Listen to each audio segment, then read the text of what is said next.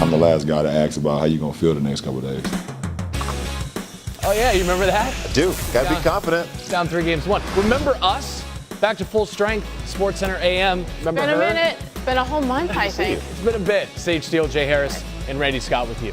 So all the game ones are in the books, and the storylines are aplenty. Let's not waste any time. Starting in Cleveland, it began as Believeland. The three-time defending Eastern Conference champs shocked by one of their old foes from Indiana, LeBron James and company, hosting the Pacers. Cavs not on their A game to begin. They were down 19 after the first quarter. Here's LeBron on that. I mean, guys had great looks and they just didn't go down. I mean, Kev had back-to-back threes that didn't go down.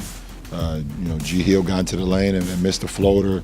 Hood had a wide-open transition three that didn't go down. And I just couldn't make shots to start the game. It was that kind of start. Now look at LeBron's face as he watches Lance Stevenson getting ready to guard him. He just laughs. I mean, so many memorable playoff moments between those two. But LeBron misses twice at the rim. Unhappy he didn't get a call there. And look, he doesn't hustle back. And that gives Stevenson a clear lane to the rim to throw that down.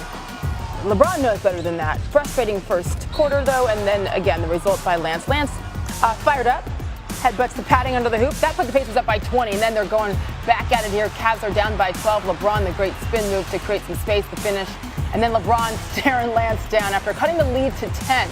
They're up by as many as 23 points, the Pacers were. Opening minute of the third, Cavs are back down 19. George Hill, the longtime Pacers point guard, the turnover. Victor Oladipo finishing the fast break. Cavs down 21 points again.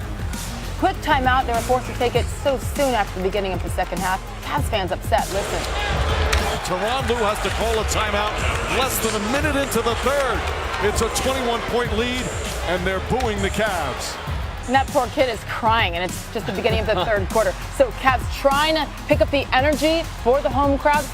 Jordan Clarkson finds Larry Nance Jr. for the and one finish. He'll take that. So back within 10 points now. A minute later, Kevin Love knocking the triple down, and he's fouled. Boy, did they need that, and you can feel the energy lifting at the cue. Listen to Pacers head coach Nate McMillan, though. Only a few of us was here last year when they swept us, and you know that LeBron is going to make an effort to get aggressive and start to attack even more.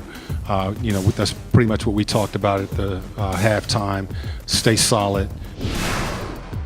Yeah, been there, done that. They know they can never let up against this LeBron James team. Victor Oladipo, he knows it as well. Up by 14 points there, and then 88-75 where Rodney Hood turns over Oladipo the other way and gives the ball to Domantas Sabonis for the poster jam. They're up by 15, and it was sad. You could hear a pin drop at the cue at that point. Victor Oladipo, he had 10 in the fourth. Cleveland as a team had 15. Game high 32 for Vic. And look at this after that play. LeBron, Love, Hood all trying to figure out whose fault that was. 24, 12, and 10 for LeBron, a triple-double. But the Pacers go into the queue and take the 98-80 dominating first game win. And just like that, LeBron is in a position he has never been in before in his career.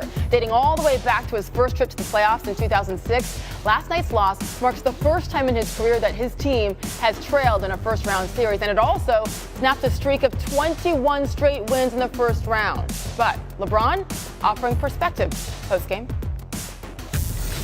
I've always stayed even keel with the postseason. I'm down 0-1 in the first round.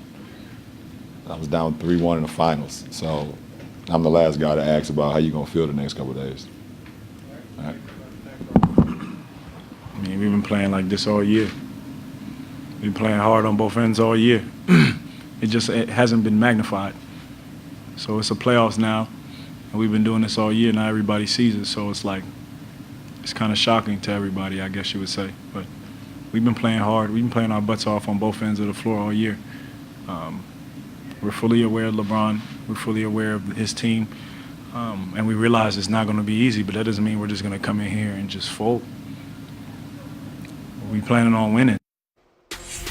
So what went wrong for Cleveland? So wrong. Well, they missed the open looks. LeBron said as much. He shot 35% on uncontested threes, down from 47% last postseason. And LeBron himself, didn't get any help. He had 12 assists, but he set his teammates up for a lot more. Cavs, 5 of 19 on three-point tries off of LeBron passes in the game. LeBron struggled to shoot as well, scored 24 points, failed to make an outside shot outside the restricted area for the 6th time in his playoff career, 0 for 7 in the game. The guy who made several in his career, Tim Legler, with more now on Cleveland.